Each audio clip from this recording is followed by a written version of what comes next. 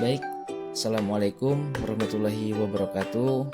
Halo semua, selamat malam, selamat pagi, dan selamat siang untuk kita semua. Balik lagi nih sama saya, Arif. Kali ini saya akan membahas mengenai evaluasi tengah semester untuk mata kuliah kreativitas dan inovasi bisnis. Yang pertama, sesuai dengan pepatah, tak kenal maka tak sayang. Oleh karena itu, inilah sedikit profil tentang saya. Ada 3 topik yang akan dibahas, yaitu tentang studi kasus UMKM Brodo, pentingnya inovasi dan kreativitas dalam kehidupan, serta pentingnya kreativitas dan inovasi dalam dunia bisnis. Langsung saja kita masuk topik yang pertama, yaitu studi kasus UMKM dengan brand Brodo dalam implementasi inovasi dan kreativitas yang diterapkan dalam mempertahankan produknya di tengah ketatnya persaingan. Yang pertama adalah digital marketing. Inovasi dan kreativitas yang dilakukan oleh Brodo adalah dengan menerapkan sistem digital marketing dengan memanfaatkan kemajuan teknologi. Penjualan secara digital menjadi lebih mudah, seperti berjualan melalui live di e-commerce, Shopee atau juga di TikTok. Nah, yang kedua ada better footwear, penggunaan recycle leather. Walaupun masih agak mustahil untuk membuat industri kulit bisa 100% sustainable, dan mengingat banyaknya pengrajin UKM yang masih bersandar di bahu kami, menghentikan produksi secara total bukanlah solusi yang tepat. Namun Brodo terus mencari inovasi pada bahan yang kami gunakan. Salah satu yang paling baru adalah eksperimen Brodo dengan kulit eco, serta pengembangan kulit vegan dengan beberapa mitra kami. Eco Leader adalah formula solvent-free microfiber, inovasi material yang bertujuan untuk mengurangi ketergantungan terhadap material kulit yang sifatnya tidak sustainable. Secara singkat, Eco Leather adalah jenis material yang superior di mana durabilitasnya teruji dapat bertahan lebih dari 7 tahun, serta pengolahan yang sama sekali tidak menggunakan bahan kimia. Yang ketiga adalah penggunaan bahan material. Sepatu Brodo kebanyakan memakai material dari pengrajin lokal yang tersebar di Bandung, Cianjur, Sukabumi, dan lain-lain. Material kulit yang dikombinasikan dengan bahan-bahan lokal menjadi signature yang diusung Brodo lewat setiap desainnya. Menurut Head of Marketing Brodo, Arif Hidayah, material lokal yang digunakan karena kualitasnya tidak kalah dari material impor dan sekaligus Brodo ingin memberdayakan pengrajin lokal yang ada di sekitarnya. Yang keempat adalah kolaborasi.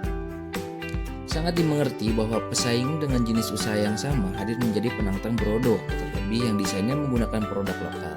Menjawab kondisi itu, Brodo senantiasa memastikan hasil desainnya tetap mengikuti tren.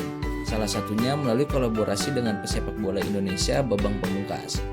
Brodo juga memaksimalkan semua saran media, terutama acara digital melalui platform media sosial dan website, serta membuka flagship store. Brodo pun juga menyediakan pembelian secara online dan mengembangkan bisnisnya lebih lagi.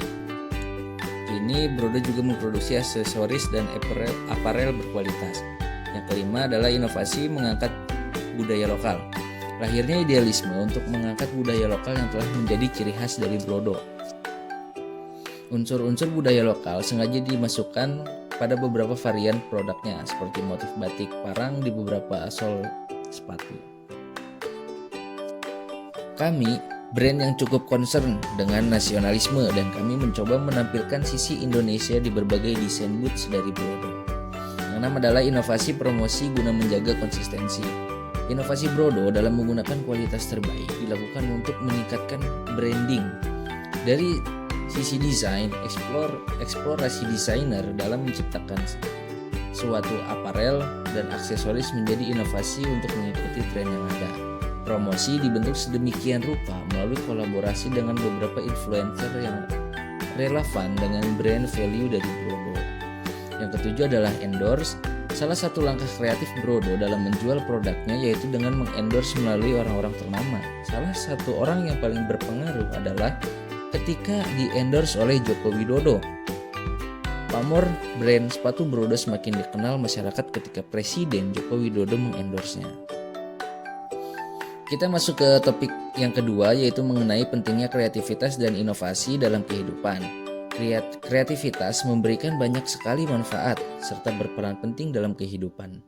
Dengan adanya kreativitas, kita bisa menikmati berbagai macam produk inovasi, seni, dan berbagai teknologi. Adapun manfaat kreativitas dalam kehidupan adalah sebagai berikut. Yang pertama, membuat hidup lebih indah. Kreativitas bisa membuat hidup menjadi lebih indah. Hal ini disebabkan kita jadi dikelilingi oleh hal-hal yang bervariasi dan tidak itu saja. Berkutat dengan agenda yang bersifat rutin, tentunya akan membuat hidup menjadi jemu dengan keadaan dan hilang semangat dalam menjalankan hidup. Memberikan variasi yang ditopang kreativitas akan menghadirkan sesuatu hal yang baru dan fresh. Selain melakukan hal yang bersifat rutinitas seperti bersekolah, bekerja, cobalah untuk melakukan hal-hal baru yang positif dan tentunya menyenangkan. Yang kedua, meningkatkan motivasi dan semangat hidup.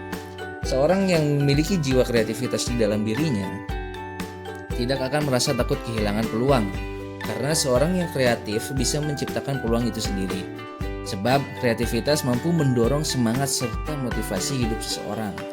Orang kreatif tidak pernah gemetar menghadapi berbagai masalah, sebab dia bisa menyelesaikan setiap problem kehidupan dengan daya kreativitasnya. Yang ketiga adalah awal terjadinya inovasi dan perubahan. Kreativitas merupakan fondasi utama terjadinya inovasi. Hal-hal ini memiliki nilai kebaruan. Tentu selalu erat kaitannya dengan kreativitas, dan kreativitas tidak akan muncul tanpa imajinasi. Inovasi merupakan salah satu produk pendaya gunaan kreativitas hingga menjadi sebuah produk, value, proses yang berbeda. Produk yang berbeda ini tentu harus memiliki dampak yang baik bagi sesama. Perubahan harus berimplikasi pada kemajuan budaya, teknologi, sosial, dan tentunya ekonomi masyarakat. Dengan begitu, seluruh perubahan yang bersifat positif akan dinikmati generasi-generasi yang akan datang sebagai penerima tongkat estafet yang akan meneruskan kegiatan pendayagunaan ide kreatif ini untuk kemajuan peradaban. Yang keempat adalah meningkatkan kualitas dan taraf hidup manusia. Kreativitas berperan penting untuk meningkatkan kualitas hidup masyarakat serta kesejahteraan di dalamnya. Salah satu ciri produk kreatif adalah bisa berkontribusi dalam memberikan manfaat bagi masyarakat. Produk kreatif dan inovatif tidak akan bernilai jika tidak ada manfaat di dalamnya. Sebab daya kreativitas manusia haruslah digunakan untuk hal-hal positif. Dengan begitu, semua produk kreatif bisa menjadikan nilai manfaat yang bisa dirasakan oleh sesama. Yang terakhir adalah pentingnya kreativitas dan inovasi bagi seseorang atau bagi seorang entrepreneur di dalam bisnisnya. Yang pertama, meningkatkan efisiensi produk. Inovasi pada sebuah produk bertujuan untuk meningkatkan efisiensinya.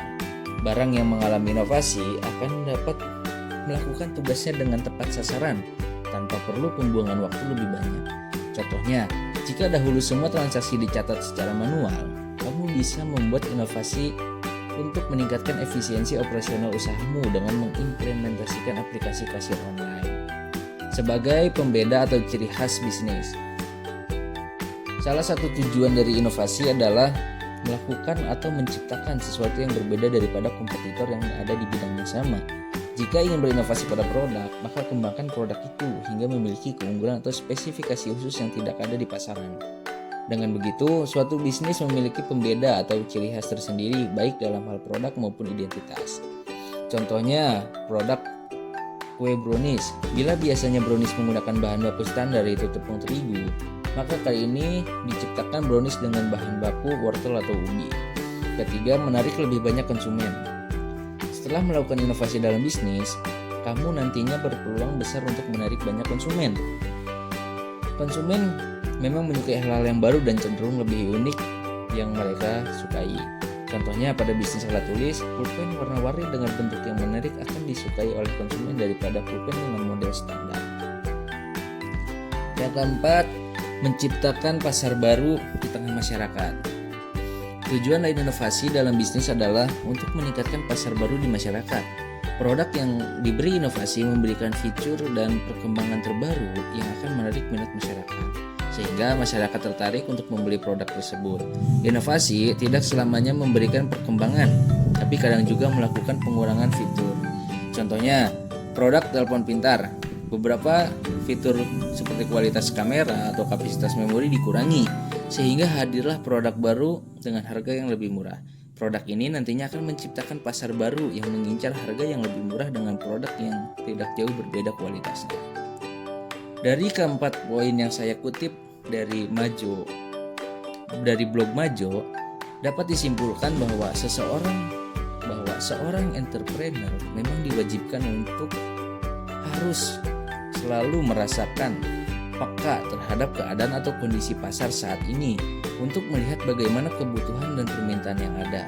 Selain itu, hal ini juga sangat berguna bagi entrepreneur untuk mengambil peluang dan kesempatan yang tersedia di pasar, sehingga perusahaan akan menjadi lebih maju dibandingkan dengan kompetitornya. Saya rasa pembahasan cukup sampai sini. Kurang lebihnya harap dimaklumi. Jika ada waktu, kita akan lanjut di video-video selanjutnya. Baik, terima kasih sudah menonton video ini. Jaga selalu kesehatan, sehat selalu, dan selamat beraktivitas. See you dan wassalamualaikum warahmatullahi wabarakatuh.